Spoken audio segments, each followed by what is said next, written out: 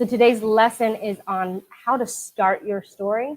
And we've kind of broken it up into steps that we think are the most important steps to really hook a reader and really leave them craving the book, what's going to happen next, and not being able to put it down. You know, you want one of those page turners where they're up till 4 in the morning, because that's how you get sales and that's how you get fans. So the first thing that we thought of that we thought was essential, and even first in the story, is the setting of the tone. Brandon, tell us about tone. So tone is critical for a lot of reasons, and it has a lot to do with the fact that depending on the genre of story that you're writing, you want to establish that tone right off the bat so that your audience knows what they're getting into.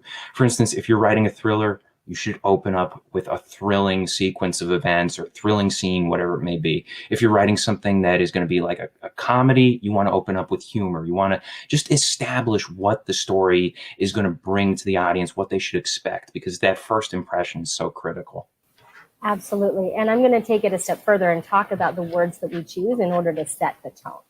So I trained to be an interpreter. Anybody that has been on my channel knows that. And so I learned a lot about what's called connotation.